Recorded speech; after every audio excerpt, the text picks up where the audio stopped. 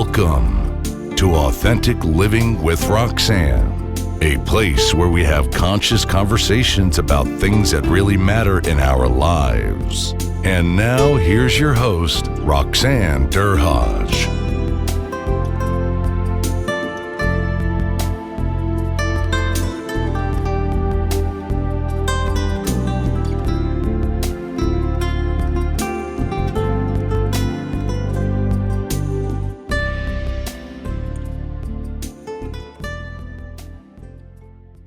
Everyone, it's Roxanne Derhodge with Authentic Living with Roxanne. So thanks for tuning in again today.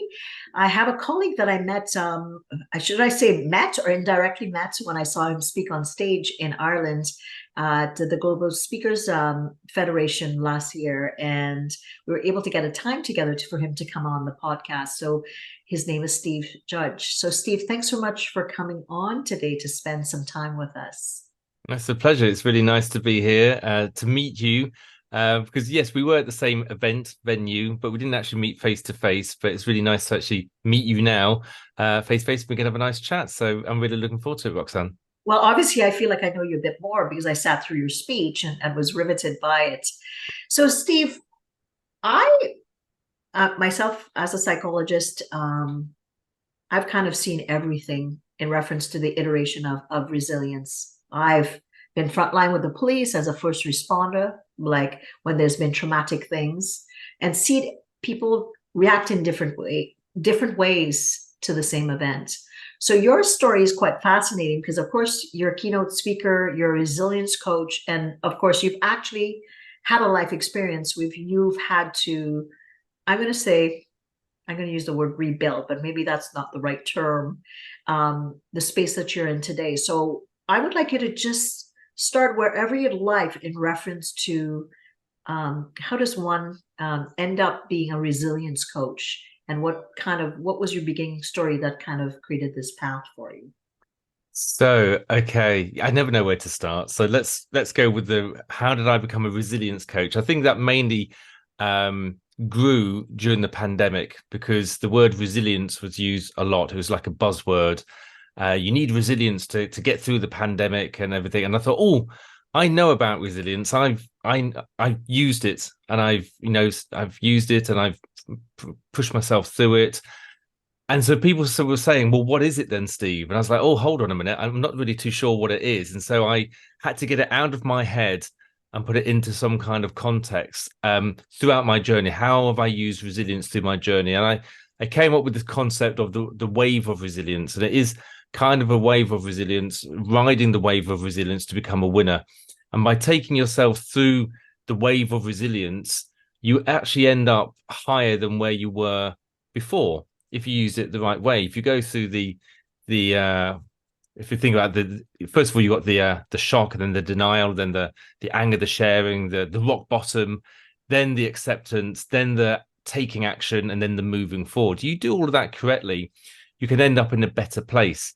So that's kind of like pushing yourself out of your comfort zone. Sometimes you go through the wave of resilience, or when something drastic happens to you.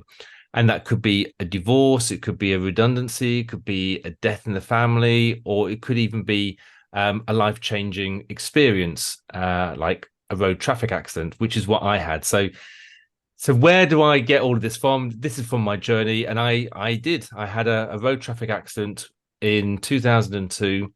I was driving on the outskirts of the city that I live in, and my car lost control. So there's water on the road. It skidded. I lost control, and it bashed into a pole, bent the car in half, and crushed both my legs. I was mercy dashed to the nearest hospital, where they not only saved my legs, but they saved my life because I'd lost a lot of blood. It'd been a very traumatic incident, and they really didn't know if I was going to come out of the operating theatre alive or dead. And that was bad for me, but it was probably equally bad or even worse for my mum and my family to receive that message that night, that they might not see their younger son, their younger brother ever again. Now, good news is I came out of it. I was alive, but looking down the hospital bed, I saw that both my legs were in a really bad way, and the surgeon came over to me and said, we did our best. We managed to save your legs, but there's a good chance that you may never walk again. Wow. When somebody says something like that to you, it's very much a fight or a flight, I find, as in I could have just rolled over in bed and just given in. But the opposite for me was very much, I felt very angry that somebody said that to me. They're just, that I was in a good place. I was in hospital. They just fixed my legs, and then they're telling me that I might not be able to use my legs. And it kind of like triggers like a red rag to a bull in a way. And and I think that's what kicks off the resilience is, first of all, you have the shock, the thing that happens to you, and then you go straight into denial, as in, surely not, this can't be happening. And then straight after that, you have the anger. When you realize it actually is happening, and I was going through that, but I used that anger to push myself forward. The sharing that I went through was through tears. It was through talking to my family, talking to the surgeons, the nurses, but I still had some really low periods as well throughout that. As you can imagine, thinking, will I ever be the same again? Why is this happening to me? And those are really dark places, rock bottom, I would call it, as in you can't get much lower than that. But the thing is after that period of time, you come across acceptance, and that I did reach, I don't know exactly when, maybe 4 weeks after the accident, when you accept this, when I accepted the situation that I was in. I was looking at my legs, they were in a bad way.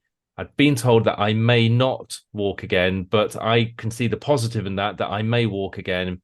And it's very much asking myself one question 3 times, and that is, what more can I do? What more can I do? What more can I do? Now, in that situation, the main thing you can do is survival. First of all, eat food, breathe, get your body working again. And then it's physio, it's rehabilitation. And, I'm not going to go through the whole 1.5 years worth of physio that I did, but I had to do a lot of things, including I had a cage on my leg, so I had to grow my leg back. I had to stretch my leg out by 4 inches. I then had to grow the bone back within that space. To grow bone back, I had no idea how to do this, Roxanne. So I thought you just drank milk, for the calcium, and ate lots of cheese. And the surgeons were very much like, no, Mr. Judge, you don't just drink milk and eat cheese. You've got to actually stand on your leg. You've got to walk on your leg. And I was like, yes, but there's no bone in my leg. And they said, yeah, but you've got to trust the cage, the cage that's holding it all together. The more walking you do, the more your bone will grow. I was like, okay, if that's what you say so. And so this is me taking action now. And this is now lifting me up the other side of the wave of resilience. And the more action that I did, the more positive results that I saw, the more endorphin, the dopamine was released. I felt good. I was doing it. Don't get me wrong. There were knockbacks. There were many knockbacks, which took me back to rock bottom, back to being angry and sharing. But then I accepted the situation. Tell us about one of those knockbacks, because I picture you. I mean, clearly you get up, you look down, you see these cages or whatever on your legs. Are they at the, and of course you're going to be like, first of all, where am I? Yeah. This could be happening. You go through that whole thing. When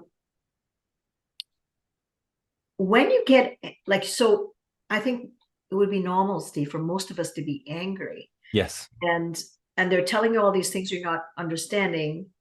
And something kicks in you that says, I can stay in the angry state, or I can listen to what, I'm going to say guys, but men or women are saying. Yeah. And had knockback. So what with give me an example of a knockback. And I love the term, because in North America, we wouldn't say knocked out. We'd say knocked out. What was an example of a knockback that you can kind of remember that you went, oh, how did I do it now in retrospect? I think one of the toughest times was a year after the accident. And I think when you get to 12 months, a year, it's an anniversary. You think, well, where am I now? And I wasn't in a good place. I was still in a wheelchair. I still had a cage on my leg, and I was very frustrated that wasn't off yet. And the thing is, because I'd stretched my leg out, all my tendons were really tight, and I couldn't actually straighten my leg. Now, without a straight leg, you can't walk properly. You can't weight bear properly. Your hip will be out. Your back will be out. The consequences of having a non-straight leg are astronomical, and it's really important to get the straight leg. And this is what the physio was telling me. And I was like, yeah, I get it. I need a straight leg. So what do I need to do? They said, more physio. And I did more physio. I was very dedicated and committed. And after 3 months of plotting graphs and doing the physio and pushing myself with tears in my eyes, oh, it makes me shiver thinking of the amount of pain that I went through with that physio. The result was that it didn't work, and I could not get my leg straight. And they said there is a plan B, and I said, well, I don't really have a choice, do I? What's the plan B? And they said that is to have another cage on your leg, so you have one at the bottom and one at the top. We'll put a bar in between them, and then you use a spanner and you twist the nuts and bolts to slowly straighten your leg bit by bit. And I said, I guess I've got no choice. And I went in for the operation. I came out. I had now 2 cages on my leg. It was like scaffolding on my leg. I was screaming out in pain because they'd really pushed my leg as straight as possible before they secured it. They gave me loads of morphine and medication to stop the pain. And when I got home, I was just in such a bad place because, again, it was a year anniversary of where I was, and where I was even further back, I felt, than where I was at the beginning of the accident. I now had 2 cages on my leg. I was still in a wheelchair. I'd lost all my independence. I was in so much pain during the day, during the night. And it was around that time, Roxanne, I got a letter through the post, and it was from my employers. And they said, Mr. Judge, you've been unable to come back to work. It's now 12 months. I'm really sorry, but we're going to have to end your employment. So that was a really, being in a dark place, you just think things can't get any worse. And now it got worse. I now had no job, I had no income, I had nothing coming in. And I remember writing this in my diary, which I found later on. I wrote the words, I feel that I have no purpose. And I think that is like a significant part for me. And I didn't jump out and say, right, I'm going to sort this out. I'm going to accept the situation. I was in a really dark place. And it was that time when I couldn't stop crying. And the kind of crying that when you hold it back and you breathe in, you think, no, I'm fine. And it just erupts and you can't hold it back. And it's like a volcano that goes over and over again, all throughout the day, throughout the night. And I counted for about 3 or 4 days, just constantly. But eventually, on about the 4th day, I did accept that situation. And again, I'll go back to the anger. I was really angry at who I'd become because I saw myself in the mirror and I didn't like who I was. I was unshaven. I was unwashed. I wasn't doing any physio. I was just a waste of space. And I hated that. And because I hated that, I just didn't want to be that person.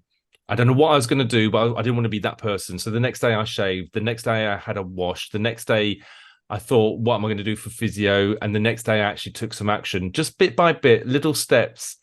And I slowly started, twisting those nuts and bolts to get my legs straight, to get the cage eventually taken off after 7 weeks. And yes, it did work. The cage did work, and I was able to get my leg straight. Because my leg was straight, I could put more weight in it. Because I could put more weight in it, the bone grew, which meant the second cage could now come off, and now had no cages on my leg. It all made sense. And I knew that in the back of my head, I knew that that's what I had to do. But making myself do all of that was the hard bit, especially at the darkest point when I got that knock back. It was just such a horrible place to be in. Well, and clearly, not clearly, and I listened to this and I'm like, my goodness, the suppression of the anger that you talked about, that reverberation for like 4 days. Mm. And if you held on to it and didn't release it, would have impacted you in a completely different, it would have gone back into the body and, Yeah. God knows what it went. But luckily for you, you could release. Now, the people around you, Steve, at that time, what were they saying? Like, I mean, everybody tries to keep it together. Like I said, when things are tough, right? But a year later, what were the people around you kind of reflecting back at you as they're seeing you going through these things? It's such a helpful thing, sometimes helpless feeling sometimes. What did they do to support you? I think they supported me in the best way possible, as in, it's okay, things will get better. Let's do what the surgeons say. Let's do what the doctors say. Let's do what the physio says. And I'm not saying I'm rebellious, but sometimes I'm always asking the question, why? So why can't I do this? Why do I have to do that? And so I've got an example here. So when I was doing physio, I'm kind of just going off the question a little bit, but yeah, when I was doing physio, I wanted, and I had just one cage on. I wanted to get on an exercise bike, and my physio said to me, "You can't get on the exercise bike because you've got a cage on your leg. So every time you go round, it's going to clash with the metal frame." And I said, "Okay, fair enough." But then I thought, well, why can't I do that? Surely, can I not design something or make something so that I can? So I took myself out to my garage. I made a big wooden pedal for the exercise bike. I came in and I strapped it on with some Velcro straps. I climbed onto the bike and I started pedaling with this big wooden pedal that I'd made. And I was able to do it. And so what it says to me is that I see there's lots of barriers and lots of obstacles. There always are in life, and especially as I was going through my experiences. But I see those as excuses, and I don't lean on my excuses, but instead I turn those excuses into a challenge. And not everybody does that. So if some people are told that they can't do something, they say, "Okay, I won't do it then." And I just one of those people that would just says, "Well, why can't I do that? Just explain to me a bit more detail why I can't do that, and I'll make the decision whether I can or can't do that." And I think so when people were supporting me and caring for me, they were probably following the rules. And that doesn't always work sometimes. Sometimes everybody's an individual, and sometimes you know yourself better and how far you can push yourself and what you need to do. And yes, sometimes you do need to cry and mope and just watch telly and do nothing and eat chocolate. And other times you need to stop doing that and you need to pick yourself up and you need to move yourself on, because sometimes it's only you that can do that. If somebody else tells you to do so, for me, I rebel. If somebody tells me what to do, Sounds like oppositional defiant there, Steve. Yeah, it is. Do this and you do the opposite. So they were probably tiptoeing around me, maybe. I don't know. And I'm not an angry person. I'm a very nice person. But in certain situations, when you get that fight or flight, maybe you become a different person, because it's down to survival again, isn't it? And so they supported me, I think, in how I needed to be supported at the time. So if I was moping, then they probably bought me a cup of tea. And when I was feeling, active, then maybe they said, "Well, I'll leave you to do your physio. Give me a shout when you're done." And I think that's the best way sometimes to support people, is to let them do what they need to do, as long as it's not too bad. And if they are moping for weeks and months, then maybe somebody does need to step in. But otherwise, just let them ride it out. So I'm curious, like if you think of this mindset, right? It really is a mindset. In the beginnings of your life or through to kind of, had you ever been challenged in any way before this, where you could see kind of elements of that in your personality? Were you always the type that, like you said, you challenge, or you would push yourself, or was this the first time that through this adverse situation that you kind of, I say sometimes you have to step up or get batted back down? And clearly this is something that, I mean, when I listen to this, I'm like, geez, like pain, loss of autonomy, having to rely on others, and then getting kind of whacked again a year after, where someone's saying, "By the way, just in case you're not feeling bad enough, we're going to take your livelihood away." And can you handle that, Steve? That's a lot, right? But were there elements of that in your upbringing, or just kind of along the way with what you were like? Or was this like the first time you were like, "Wow, I guess I'm pretty tough here"? I think when you have something like this that happens to you, it's a catalyst, isn't it? It's when your body. Sorry, for me, I need to speak for me, not for everybody else. For me, I think when something like that happened to me, everything that had happened in my life before then was exaggerated. It came into survival mode. It's like, to answer your question, the answer is no. I haven't been through anything like that before, but I have been through lots of little things, and those little things have helped me to get through the big things. Let me think back to when I was a kid. I loved running. Running was my passion. I would run for freedom, for liberation. And yeah, as I grew up, I became competitive with that. not to the point where I joined a running club, but competitive against myself. It was all about PBs, personal bests. I'd always write down what my time was, and I'd write a little note as in beat that Steve. So next time I would see that, it was a laying down the gauntlet to myself. So I was always pushing myself to run a little bit faster. The other thing I love doing was scouting. Still do scouting. I've been at scouting tonight. I'm a scout leader now. But when I was a child, I went to scouts, and I loved those badges, the badges that you get down your arm. Now, for me, those still are goals that you really, really want, and you work your way towards those badges, and you ask yourself, what more can I do? What more can I do? What more can I do to get those badges? So that's the foundation of setting goals and working towards them. As a job, I used to work down the coal pit, and as a coal miner, so these were tough times. I took myself to college. I became a maintenance fitter. What that means is that I'm still working down the coal pit, and if a machine broke down, that was a problem. And I had to sort that out, because if that machine was not sorted out, then there would be no production that day. So I had to come up with ideas. I had to be ingenious with the solutions I came up. I couldn't lean on excuses, and I had to, step up to the mark in a way. So if you think about the running, the passion that I had with that and pushing myself, and the PBs, and the scouting and the engineering, I think all of those have helped me to deal with this massive thing that happened to me, plus many other things as well. My father, he got cancer back in 1991. He fought it for 7 years. Now, I saw him fighting it, and I saw him never giving in. And I also saw him pass away 7 years later. But I learned so much from that, about just the fact that he never gave in, and I wasn't prepared to give in on my situation as well. I wanted to make sure, and I think sometimes I could see a future self of myself looking back at me saying, don't you stop doing that physio, Steve.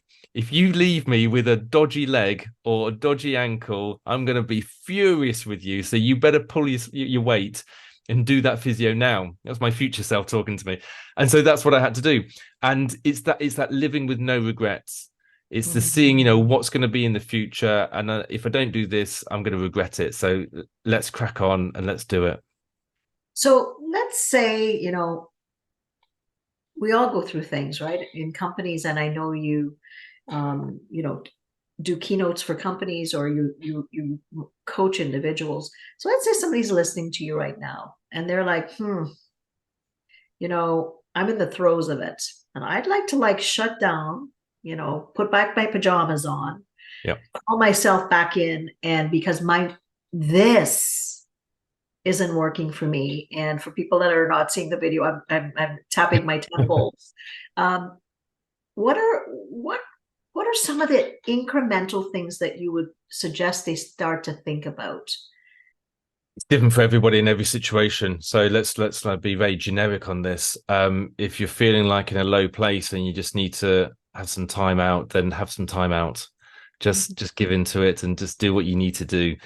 But ask yourself, keep talking to yourself. There's nothing wrong with talking to yourself. Talk to yourself and ask yourself how long you're going to do this for. Are we going to be in this situation, this rock bottom, for a day, 2 days, 3 days, maybe a week? I don't know, not too long. And just be aware that nobody else is sulking. Nobody else is in this bad place. Nobody else is in rock bottom. It's just you. And so the world is carrying on. So by all means, do that and recover and recuperate yourself and build yourself up, build your strength maybe, and then at some point you've got to say, right, now we're going to take some action. And that's easier said than done. I get that. How do you do that? How do you just flip the coin and just say, right, tomorrow I'm going to get up? I don't know. There's various things that you can do. The wave of resilience is great. So if you need to be angry, be angry. Get a punch bag, go gardening, do some sports, scream into a pillow, have a pillow fight. I don't know, just something to get that anger out of you. Share with somebody, talk to a counselor, talk to your friends, your family, write it down, write a journal, write poetry, play the guitar, play the drums, do something to share what you're going through. The rock bottom we just talked about.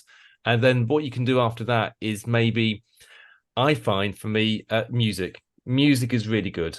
And if you can find, so I've got my playlists. They're all ready. And so when I'm in that low place, and I do get low times, people see me as I'm some kind of a Superman, that I'm always motivated and inspired. I'm not. We all have low times. So in those low times, then I go to my playlist, my music playlist, and I press play. It's as simple as that. Just press play, and I think, well, this isn't going to work, but it does work because it's something that triggers inside you. And it might not be that. It might be watching your favorite uplifting film, or it might be reading some poetry, or it might be just going for a walk and just getting some fresh air. Fresh air is great. You know the things that work for you, so you do those things, and that helps you start feeling better, seeing clearly. Once you can think clearly, because before then you're all over the place, you're not thinking straight. So do what helps you to think straight, and then you can start taking action. You can start making a list. Just make a list. Right, so what do we need to do? I need to Google the answer. I need to YouTube the answer. I need to talk to somebody. Okay, I need to phone somebody. I need to ask for help. That's usually a big one, isn't it? Just ask for help. We'll go and ask for who's the best person. And then you have got different people. Of course you have. There's different people in your life that you ask for help for different things. So choose the right person for the right situation that you're in. And do you know what? Once you start doing that, you'll feel better because you get the dopamine release and you think, oh, I feel better. I'll do it again and more and more and more. And that will lift you up. So there's lots of things you can do. And this is what I talk about as a resilience coach, and just like coaching people through that period of time. And it almost becomes fun. Obviously, you've got the low bit, but after that, you've got the fun bit. And when you start achieving things and lifting yourself up, well, that's great. And you get, the serotonin kicks in. You can't deny that. That's awesome. Right. And then it's already flowing through your veins. And I often say to people, okay, set an alarm, right? When I would coach them. Okay, so you're going to be sad. Okay, well, how long do you think? Well, 20 minutes, half an hour? Set that alarm and make the music be something that you like to jump around to, or something that just would spring you into some wanting to do something, right? Like you said, like music is the language of the soul. So it's interesting that you said, like, you find those things.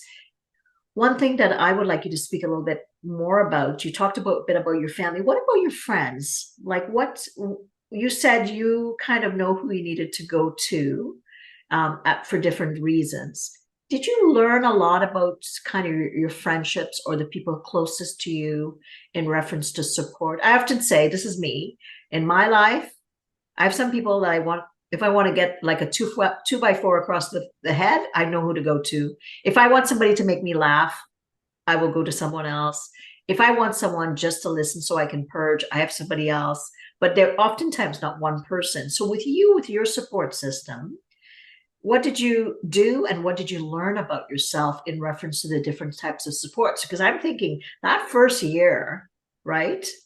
I mean, my goodness, that would have been a deep barrel. You had to go often, I would think, to have other people support you.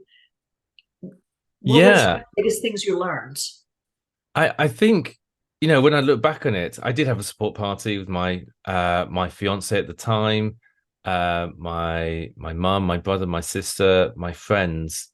And I think I did use certain people for certain things, but I think the person that I used the most was probably myself. And I always find that really strange, but I can only be honest and say what I did. And I did start writing a diary. I never had a diary before. I started making notes in the hospital, and that turned into a diary of how I felt. And as I progressed, it became more important because I needed to express what I was going through. I also loved looking back a week or 2 weeks to see how bad I was and how much better I am now. So I was kind of supporting myself. And a lot of the time I was on my own. If my wife then went to work, I was home alone, just doing physio, and I was okay with that. That was, to me, that was my task, that was my job, that was my commitment. And I think I spoke to myself and helped myself through that. So I did use lots of people, but I think the main person that I used was myself, and I think I've had that a lot. I'm not saying, I don't know if that's good or bad, or it's just indifferent. No, There's no right or wrong answer. It's understanding your mindset, right? And I think that's, if I'm listening to this, and I'm curious because I want to know more. Like, obviously, I've done this kind of work, like I've said, since I was 21, and have seen every iteration of possibility, from very extreme, from when I was with the police, where I would be attending to a murder-suicide, all the way up to being kind of at boardroom tables with personalities of people on the C-suite. So we're all people, but ultimately to see how people cope. For me, that always fascinates me, and especially when I'm meeting someone like you, Steve, that has been through something significant. I want to understand, like, what is it that you are reinforcing that I already know, but also the combination of how you kind of create support for yourself, but like you said, internally, plus that external support. And we're also very different. You're right. There's no particular recipe other than we have to kind of, I would say we have to have that, moment with ourselves when we're going through the tunnel, the dark, dark tunnel. And we know we have to go and we're scared out of our minds.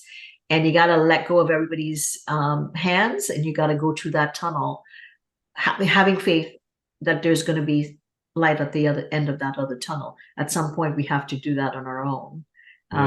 People can't always be there with us for that.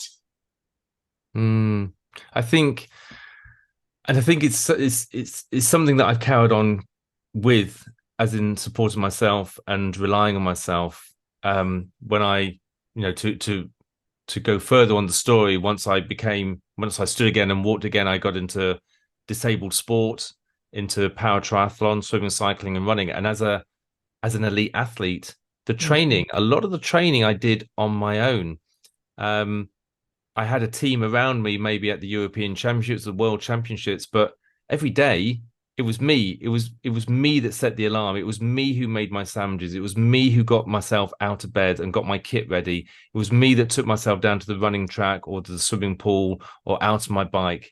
It was me. And I might have, reported to a coach maybe once a week or even once every 2 weeks. But most of the time I was reporting to me. It was my goal that I wanted to become a British champion, European champion, and a world champion. And so I could rely on me. And I guess I compared to, the physio that I was doing, that I used to do, how dedicated and committed I was with that. And I was just like transferred everything onto being an elite athlete. And now even in my business, it's me. It's me at this desk in my office. And yes, I got loads of people. I talk about it. I talk about my golden gang. My golden gang helped me when I was in hospital. My golden gang helped me as an elite athlete. My golden gang helped me now in my business. I have a business coach, a website person, a finance person. I have a stylist. I have so many people, a mastermind group.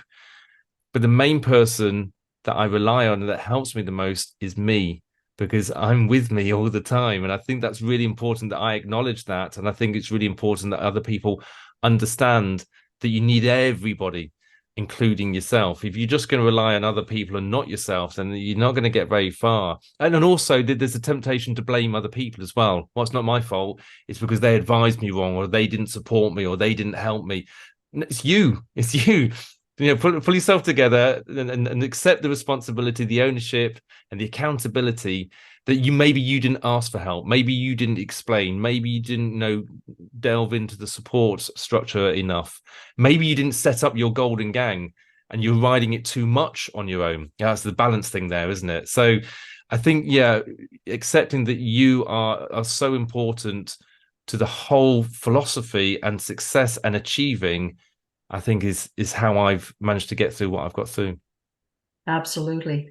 Now, I'm sure people are fascinated by the story and they want to learn more about you. And you're across the pond. So you're in London, right? Is that where you are? Well, just above London, a place called Sheffield, but not too far. Okay. So you've written 2 books. So why don't you tell people a little bit about the books and a bit about your keynoting and your coaching and where they can get a hold of you for Sure. people who might want you to attend events or help with some of their staff. Okay, so yes, I've got 2 books. My first book is my autobiography. As a keynote speaker, I speak for 45 minutes and people think they know my whole story. Maybe listen to this podcast, they think they know it. They don't. So the autobiography has got everything in it. It's got 20 years worth in it. It's an amazing book, the highs, the lows, the nitty-gritty stuff. The second book is very much to help people. The first book is called Don't Lean on Your Excuses. The second book is called Gold. Gold for me is an acronym for your goal, your opportunity, your love, and your dream. It's more of a business book. And working your way through that will give you the 5 winning ways that will help you to unlock the power of your potential and achieve goals. And I love that, because now I'm giving back. Now I'm actually helping people to achieve the things in their life so they can live the life they want to live. That gives me a lot of pleasure. And I do that as a keynote speaker, which you've mentioned already.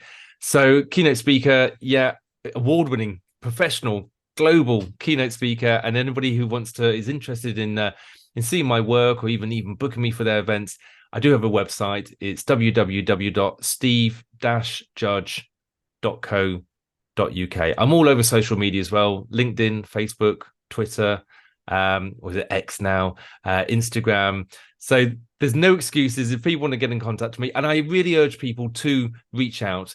If they want to share something, if they want to ask me a question, please do. And I will always reply, because that's what I do. That's why I do what I do, because I love the interaction and I love helping people and I love sharing my journey. So yeah, either way is great. Well, this has been an amazing story. And like you said, I heard you speak in Ireland, and now it's a snippet of what I knew. And now I love the story. So for everyone, so what am I walking away with? Adversity is quite the teacher. And clearly what Steve has demonstrated yet again is that when we are in those dark moments, what is it that we really, really learn about ourselves? Those are the times that I think in my own life, and clearly in Steve's life, that you really have to formulate a lot of things about yourself that really, those are sometimes the greatest teachers. So I would suggest that you start to think about those opportunities when things are not so good, to think, what is the opportunity here? What can I learn about me?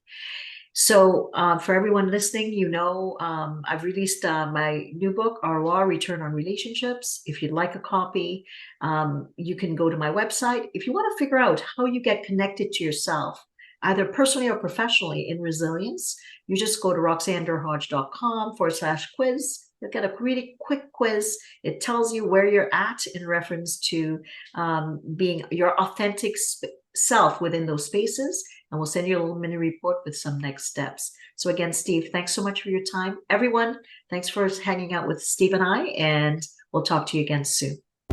Thanks for tuning in to Authentic Living with Roxanne, creating the space for positive, healthy change. Roxanne is a keynote speaker, psychotherapist, and coach. To work with Roxanne, visit roxannederhodge.com/blueprint. We'll see you next time on Authentic Living with Roxanne.